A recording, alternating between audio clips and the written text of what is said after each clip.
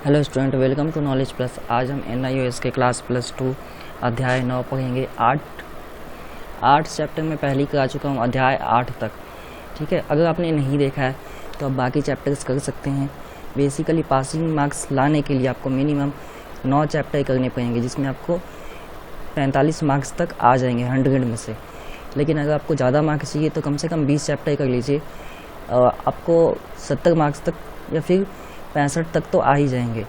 जैसे मैं कराता हूँ वैसे आंसर की प्रेजेंटिंग आप कीजिए पेपर में, और प्रैक्टिस पर भी लिख के कीजिए। इन्हीं क्वेश्चनों में से वैसे ही घुमा फिरा कर आते हैं क्वेश्चन, बस आपको वर्ड देखना है और ध्यान देना है, क्वेश्चन को पकड़ना सीखना है, तब आप अच्छे से प्रेजेंट कर सकते हैं।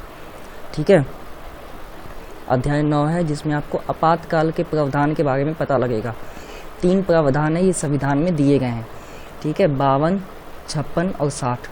60 होता है तब परिस्थिति में लगता है जब किसी देश में अनाज की कमी हो जाए और पैसे सबके पास अत्यधिक हो, तब लगते हैं।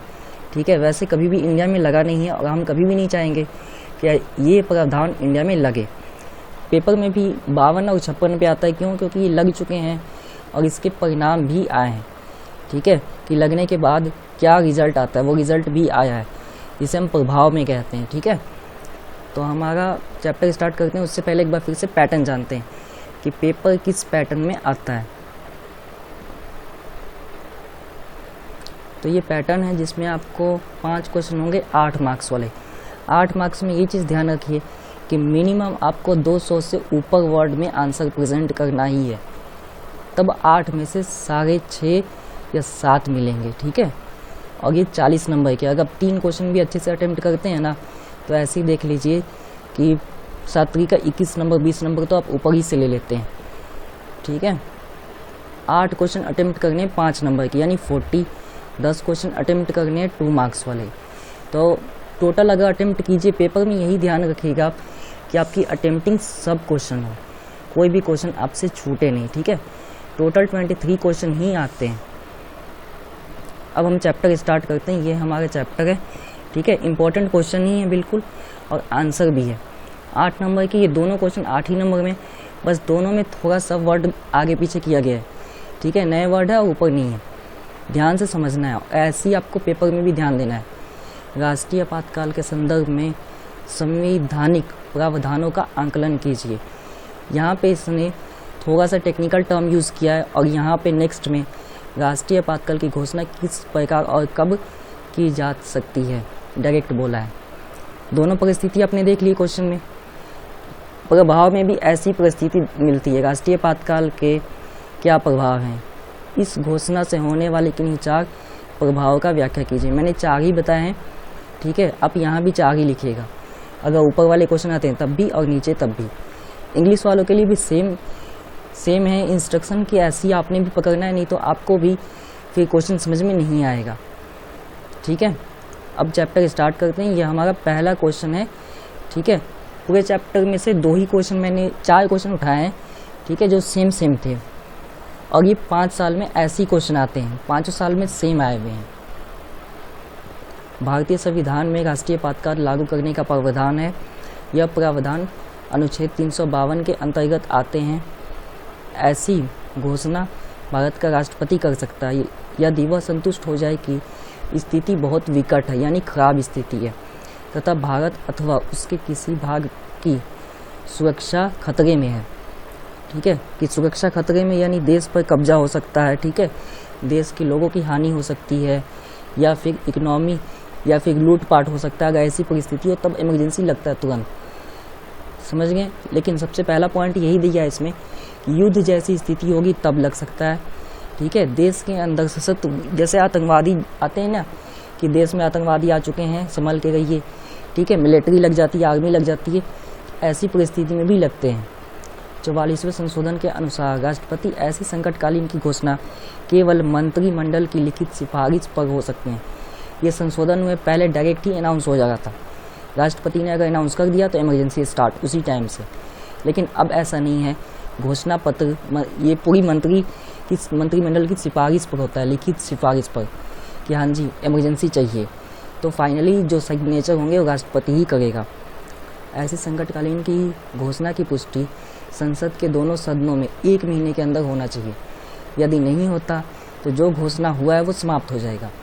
संकटकालीन घोषणा के समय यदि लोकसभा भंग है तो राज्यसभा से ठीक है, राज्यसभा में 1 महीने के अंदर यह घोषणा होनी चाहिए। और जब लोकसभा का काम स्टार्ट होगा यानी अधिवेशन शुरू होएगा तब वहाँ भी 1 महीने के अंदर अंदर ये अधिवेशन देना है। अब संसद द्वारा एक बार अगर ये पुष्टि हो जाती है तो 6 महीने तक चलती है। यदि इसको 6 महीने से आगे बढ़ना है तो फिर से प्रस्ताव पारित करना पड़ेगा, यानी फिर से याचिका देनी पड़ेगी संसद में भी लोकसभा में भी। ठीक है, लोकसभा से ही पास करवा लिया जाता है। अगर वो भंग होता है तब संसद के दूसरे सदन का उपयोग होता है, राज्यसभा का। ठीक है, इस प्रकार आपातकाल अनिश्चित काल तक जारी रहता है, परंतु स्थिति में सुधार होने पर राष्ट्रपति द्वारा घोषणा से पहले आपातकाल समाप्त हो सकता है। ठीक है, अगर स्थिति समान हो गया है तो अनाउंस होने से पहले ही आपातकाल ऑटोमेटिक भी समाप्त हो सकता है। ठीक है, नॉर्मल स्थिति हो सकती है। संविधान के 44वें संशोधन के अनुसार लोकसभा के 10% या अधिक सदस्य लोकसभा के अधिवेशन की मांग कर सकते हैं तथा अधिवेशन के आधार पर बहुमत द्वारा आपातकाल को रद्द अथवा समाप्त किया जा सकता है। यहाँ पे यही बोला जा रहा है 10%। 10% के मीनिंग है कि लोकसभा में 545 सीट है, तो अगर 54 या 55 जो है वहाँ के MP वोटिंग कर दें कि भाई हमें इमरजेंसी नहीं चाहिए, समाप्त होना चाहिए, तो समाप्त हो जाएगा। सिर्फ 54 कितने में से? 545 में से। ठीक है, हमारे देश में आपातकाल की घोषणा की जा चुकी है। ऐसा नहीं है कि सिर्फ कानून बना है इसका उपयोग हुआ नहीं, उपयोग भी हुआ है। पहली बार 1962 में हुआ था, 26 अक्टूबर 1962 में। परिस्थिति क्या थी? जब चीन ने भारत पर आक्रमण किया था, ठीक है, सीमांतर आक्रमण किया था तब।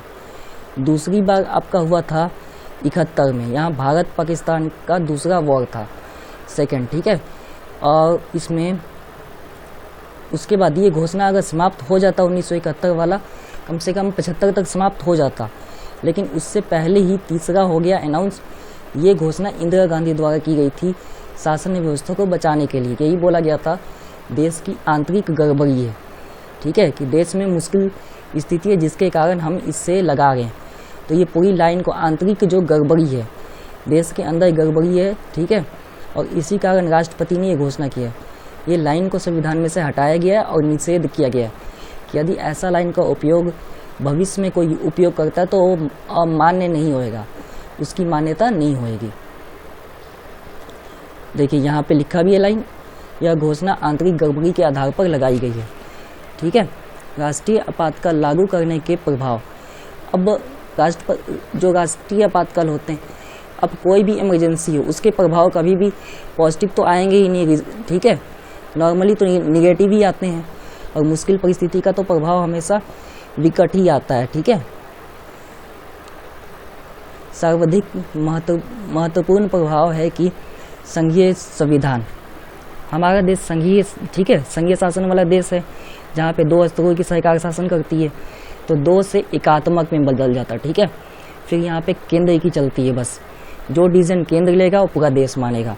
आप एक प्रकार से कह सकते हैं कि यह राजतंत्र में परिवर्तित हो जाता है। ठीक है, इस आपातकाल के दौरान लोकसभा में एक बार में, अब लोकसभा का जो कार्यकाल है उसको बढ़ाया भी जा सकता है, घटाया भी जा सकता है। ठीक है, आपातकाल के दौरान राष्ट्रपति को केंद्र व राज्य के बीच राजस्व बंटवारे, जो भी राज्य में, किसी भी राज्य में आते हैं ना राजस्व यानी टैक्स, उस टैक्स में केंद्र को भी दिया जाता है। ठीक है, राज्य उसमें से केंद्र को देता है, तो पूरा का पूरा काम डायरेक्ट केंद्र अपने हाथ में ले लेता है। ठीक है, इस लाइन में सीधी भाषा में अगर बात की जाए तो यही कहा जा रहा है। यही थे प्रभाव, मैंने 4 लिख दिया और 4 ही प्रभाव आपसे पूछा गया था। अब चलते हैं हमारे दूसरे क्वेश्चन पे। राज्य में संवैधानिक तंत्र की विफलता के कारण उत्पन्न आपातकाल राष्ट्रपति शासन क्यों कहलाता है? अब संवैधानिक तंत्र की विफलता का मतलब यहाँ यही है कि संविधान में जो नियम दिए गए उस नियम के आधार पर नहीं चल रहा है, तभी देश में विफलता आई है। उसके कारण 356 अनुच्छेद 356 के अंतर्गत केंद्रीय सरकार द्वारा समय समय पर की जाने वाली राष्ट्रीय शासन की घोषणा आपकी राय में कहाँ तक न्यायोचित है? देखिए, अगर सही निर्णय के अनुसार वह तब तो न्यायोचित है, अगर सही निर्णय के अनुसार नहीं वह तो न्यायोचित नहीं है। ठीक है, यह न्याय संगत नहीं है। किसी भी राज्य में राष्ट्रपति शासन लागू करने वाला अनुच्छेद 356 इतना विवादास्पद क्यों बन गया? इसलिए बन गया कि कई बार तो ये मतलब के लिए भी लगाया गया है। परिस्थिति खराब कम थी और मतलब का ज़्यादा यूज़ किया गया इसमें। केंद्र सरकार संबंध को सुधारने के लिए सरकारिया आयोग द्वारा की गई सिफारिश का परीक्षण कीजिए। तो सिफारिश यही थी कि भाई ये कानून को बंद ही कर दो, आप संविधान में उपयोग ही कोई ना कर सके, ऐसा इसमें संशोधन किया जाए। यही था सिद्धाई। क्यों? क्योंकि अब आप जानेंगे कि क्यों था ऐसा स्थिति। ठीक है, यह केंद्र सरकार का कर्तव्य है कि वह सुनिश्चित करे कि प्रत्येक राज्य का प्रशासन संविधान व प्रावधान के अनुसार चलाया जा रहा है। अब केंद्र का जिम्मेदारी है कि जो राज्य हैं उसके, ठीक है, सभी राज्य संविधान के अनुसार चले। अगर नहीं चलेंगे तो इसके जब नहीं चल पाते हैं तो अनुच्छेद 356 के अंतर्गत राष्ट्रपति किसी राज्य में आपातकाल की घोषणा जारी कर सकता है जिस राज्य में ऐसी स्थिति पैदा हो जाए। यदि वह राज्य के राज्यपाल की रिपोर्ट मिलने पर या किसी अन्य प्रकार से संतुष्ट हो जाए कि वहाँ स्थिति विकट है या खराब हो चुकी है जिसमें राज्य का प्रशासन विविधपूर्ण नहीं चलाया जा सकता, ऐसी स्थिति में राष्ट्रपति द्वारा आपातकाल की घोषणा करके राज्य में संवैधानिक तंत्र की विफलता को रोकने का प्रयास किया जा सकता है। राज्यपाल केंद्र का प्रमुख होता है, ठीक है, और राज्यपाल ही केंद्र के द्वारा नियुक्त भी होता है। इसीलिए केंद्र को जो भी रिपोर्ट राज्य से चाहिए वो राज्यपाल से लेता है, राज्य के। ठीक है, राज्यपाल गवर्नर को बोलते हैं, इसे राष्ट्रपति शासन भी कहते हैं। अब विफलता, अगर खराब विफलता होती है संवैधानिक तंत्र की, तो वहाँ पे उसको ठीक करने के लिए आपातकाल लगाए जाते हैं ताकि वो विफलता समाप्त हो सके। राष्ट्रीय आपातकाल की तरह इस दूसरी आपातकाल की घोषणा को संसद के दोनों सदनों के सामने 2 महीने के अंदर पुष्टि करनी चाहिए, और जो हमने ऊपर पढ़ा था उसको 1 महीने के अंदर पुष्टि करना है। संसद द्वारा 2 महीने के अंदर पुष्टि ना होने पर स्वयं ही समाप्त हो जाएगी। जो आदेश दिया गया राष्ट्रपति के द्वारा वो समाप्त हो जाएगा। संसद द्वारा पास होने पर 6 महीने तक वैध रह सकती है। ठीक है, इसको अगले 6 महीने अगर बढ़ाया जाना चाहिए तो वैसी याचिका फिर से आपको देना है, और इस परिस्थिति में राज्य में चुनाव नहीं होता। ठीक है, चुनाव आयोग सीधा ही कह देता है, प्रमाणित कर देता है कि चुनाव कराना असंभव है। क्यों? क्योंकि आपातकाल लगा हुआ है, तो चुनाव तो बिल्कुल नहीं हो सकता। इस प्रकार के आपातकाल को अधिकांश राज्यों में समय समय पर अनेक बार लागू किया गया है। तो पहला है 1951, 57, 70, ठीक है, 86। मैंने पूरे नहीं लिखे हैं, कुछ लिखे हैं इसमें से, आप देख सकते हैं। 51 पहली बार पंजाब में लगा था, ठीक है, 57 में केरल में लगा था राष्ट्रपति शासन, 70 में 9 राज्यों में लगा था, और ये मोरारजी देसाई की पार्टी जनता पार्टी, जो आज हम बीजेपी के नाम से जानते हैं, इसके द्वारा लगाई गई थी। फिर कांग्रेस ने इसकी कड़ी आलोचना की, और 1980 में, यानी 10 साल बाद जब कांग्रेस वापस सत्ता में आई, तो कांग्रेस की सरकार ने उन राज्यों में लगाया जिन राज्यों में जनता पार्टी बहुमत से जीती थी। ठीक है, वहाँ लगा दिया राष्ट्रपति शासन, और 80 के बाद फिर 6 साल बाद लगा। और इसका भी ये इसलिए लगा क्योंकि जम्मू कश्मीर में ये बोला गया आतंकवादी है फिर या उग्रवादी है। उग्रवादी वो होता है जिसमें अमानवीय व्यवहार करते हैं, ठीक है, ये कि बैंक लूट सकते हैं, व्यक्ति को मार सकते हैं, ठीक है, बहुत हानियां पहुंचाते हैं। तो ऐसी परिस्थिति में लगाए गए हैं जम्मू कश्मीर में। कुल मिलाकर 100 से भी अधिक बार अलग अलग राज्यों में लगाए जा चुके हैं। अब बात आती है कि इसके प्रभाव कितने हानिकारक हो सकते हैं या फिर इसके प्रभाव कैसे हैं। इसके प्रभाव भी तकरीबन काफ़ी हद तक मिलते जुलते हैं, बस ध्यान देना था। राष्ट्रपति राज्य सरकार के सभी कार्यों अथवा किसी एक कार्य को अपने हाथ में ले सकता है, यानी यहाँ भी हम सीधा ऊपर का लाइन लिख सकते हैं। इसमें भी जो आपकी संघीय सरकार है वो एकात्मक सरकार में बदल जाती है, अथवा राज्यपाल या किसी अन्य सरकारी अधिकारी को सौंप सकता है सभी काम। अगर राज्यपाल को सौंपता है तो इनडायरेक्टली सब कुछ केंद्र के हाथ में ही होता है। राष्ट्रपति राज्य विधानमंडल को स्थगित अथवा भंग कर सकता है। जब राज्य में आपातकाल लगा ही है तो विधानमंडल कहाँ से चलेगा, तो स्थगित भी कर दिया जाता है नॉर्मली। वह संसद को राज्य विधानमंडल के स्थान पर कानून निर्माण के लिए प्राधिकृत कर सकता है। अब इसमें यही कहा जाता है, कानून निर्माण करने के लिए अब राज्य का विधानमंडल उपयोग नहीं किया जाता, ठीक है। आपातकाल में सीधा संसद का उपयोग होता है, यानी लोकसभा और राज्यसभा का। घोषित लक्ष्य, यानी कि जो लक्ष्य के द्वारा लगाए गए हैं, ठीक है, क्या आपातकाल, तो वो लक्ष्य जब तक समाप्त नहीं होता तब तक आपातकाल लगा रहता है, ठीक है। उपरोक्त अब जितने हमने तथ्य पढ़े हैं, अब इन सभी तथ्यों से हम यह निष्कर्ष निकाल सकते हैं कि 1956 जो था, 1956 356 अनुच्छेद 356 जो है विवादास्पद, ठीक है, विवाद वाला ही था, ठीक है। अनुच्छेद क्यों था? क्योंकि इसमें राजनीतिक पार्टियों ने भी अपना उल्लू सीधा किया, एक तरह देखा जाए तो, ठीक है। और उसके अलावा यह कई बारी न्यायोचित नहीं लगा है, न्याय संगत के अनुसार नहीं लगाया गया है। 44वें संशोधन अधिनियम में दिए गए सुरक्षात्मक के उपयोग के बावजूद इस प्रावधान का केंद्र सरकार द्वारा दुरुपयोग किए जाने का आरोप लगाया गया। क्यों आरोप लगाया गया? क्योंकि केंद्र सरकार ने ऐसे निर्णय लिए हैं जो आरोप के लायक हो। अब सरकारिया